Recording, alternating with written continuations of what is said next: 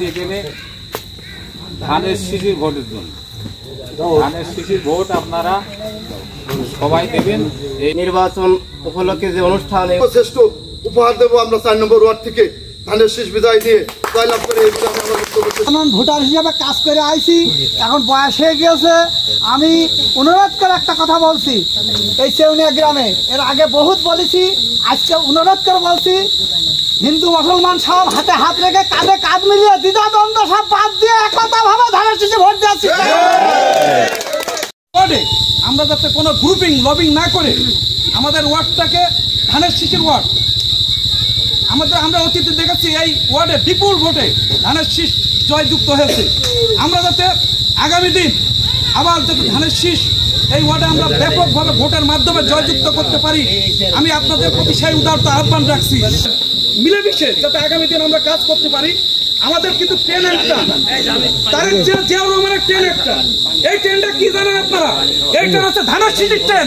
আমরা সকালে যেন আগামী নির্বাচনে ধানের শীষের ট্রেনে আমরা চড়তে পারি ঐক্যবদ্ধ হয়ে এবং বিজয় নিয়ে আসতে পারি, সেই উদারতা আহ্বান জানিয়ে আমি সকলের প্রতি সম্মান প্রদর্শন করে আমি আমার বক্তব্য শেষ করছি।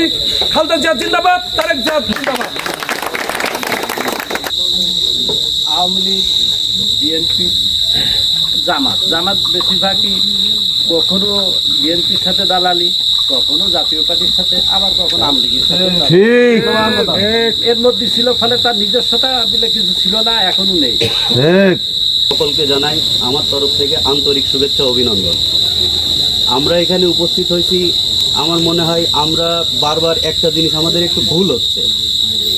আমাদের যে প্রতিদ্বন্দ্বী দলটার কথা আমরা উচ্চারণ করছি, তাদের পাস্ট রেকর্ড যদি আমরা একবার চিন্তা করি, বাংলাদেশের ইতিহাসে তাদের আসন কয়টা, 91 থেকে শুরু করে 2009 সাল পর্যন্ত যদি ধরা হয়, তাদের আসন কয়টা, যে কয়বার সংসদে তারা এমপি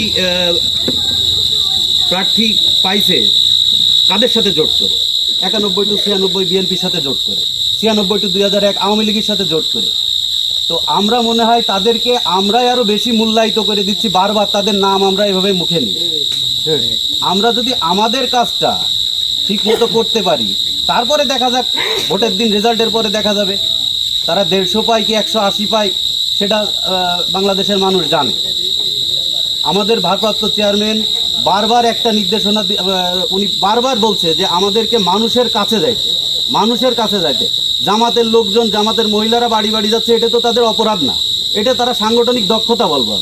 আমরা পারছি না কেন? এটা আমাদের ব্যর্থতা। আমরা পারছি না, আমাদের ব্যর্থতা। আমরা যদি আমাদের কাজটা ঠিক করে করতে পারি, ইনশাল্লাহ ভোটের দিন বিকাল 5টার পরে রেজাল্ট জানা যাবে।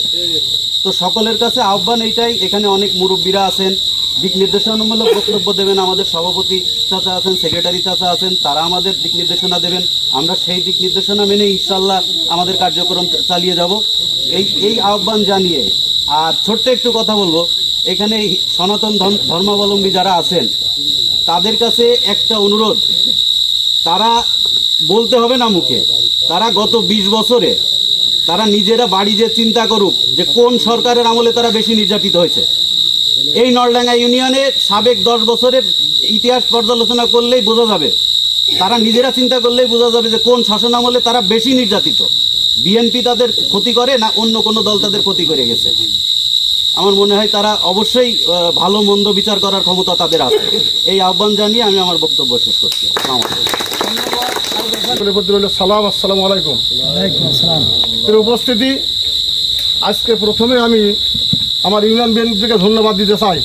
একটা কারণে, আমরা বা আপনারা যারা এখানে উপস্থিত আছি, কম বেশি সবাই অবগত আছি, এই কালীগঞ্জে আমাদের নির্বাচনী সাইডে ইউনিয়ন দিয়ে 17টা ইউনিয়ন, তাই তো 17টা ইউনিয়ন। এই 17টা ইউনিয়নের মধ্যে আমাদের 17 নম্বর নলডা ইউনিয়ন, বিভিন্ন ইউনিয়নে মারামারি, গ্যাঞ্জাম, ফেসাদ, গ্রুপিংয়ের কারণে কিন্তু মারামারিটা আছে। আমাদের এই 17 নম্বর ইউনিয়নে, নলডা ইউনিয়নে বিএনপির নেতৃত্বে আজ পর্যন্ত আমাদের ভিতরে কোনো মারামারি, গ্যাঞ্জাম কিছু হয়নি। একটাই কারণ, সেটা হচ্ছে ইউনিয়ন বিএনপি অত্যন্ত সুসংগঠিত এবং তারা প্রত্যেকটা সময় আমাদেরকে খোঁজখবর রাখে। যে কোনো বিষয়ে সমস্যা হলে তারা ছুটে আসে, যার কারণে কিন্তু আমাদের ভিতরে কোনো বিভেদ নেই, কোনো গ্যাঞ্জাম নেই। এবং আমাদের 4 নম্বর ওয়ার্ডে আমরা সকলে ঐক্যবদ্ধভাবে আছি। আমাদের ভিতরে বড় একটি বিএনপি, একটি বড় রাজনৈতিক দল, গ্রুপিং লবিং কম বেশি থাকতে পারে, কিন্তু আমরা শেষে যে একটা কাতার একটা জায়গায়, সেটা ধানের শীষে যে আমরা কিন্তু সবাই একটা জায়গায়, সেই একটা জায়গার উদ্দেশ্য নিয়ে আমরা সকলে ঐক্যবদ্ধভাবে আগামী সংসদ নির্বাচনে কালীগঞ্জ 4 আসনে যিনি মনোনয়ন পাবেন, আমরা আশাবাদী সাইফুল ইসলাম ফিরোজ ভাই ইনশাল্লাহ নমিনেশন পেতে পারে, যদি তিনি পায় আমরা ঐক্যবদ্ধভাবে ধানের শীষে বিজয় করার জন্য যা যা করার দরকার, আমাদের মানুষের দুয়ারে দুয়ারে যে মানুষের হাতে পায়ে ধরে ভোটটা নেওয়ার জন্য যেটা করতে হয় অনুনয় বিনয় করে, আমরা কারোর পরে পেশা চাপিয়ে দেবো না, কারোর পরে আমরা জুলুম করবো না, আমরা অনুনয় বিনয় করে আমরা তাদের হাতে মাথায় হাত বুলিয়ে আমরা যাতে ভোটটা নিতে পারি, সেই লক্ষ্য উদ্দেশ্য নিয়ে আমাদের সকলে ঐক্যবদ্ধভাবে কাজ করার প্রত্যয় ব্যক্ত করে আমি আমার সংক্ষিপ্ত বক্তব্য শেষ করছি। খোদা হাফেজ। বাংলাদেশ জিন্দাবাদ, বাংলাদেশ জাতীয়তাবাদী দল জিন্দাবাদ। সবাইকে ধন্যবাদ।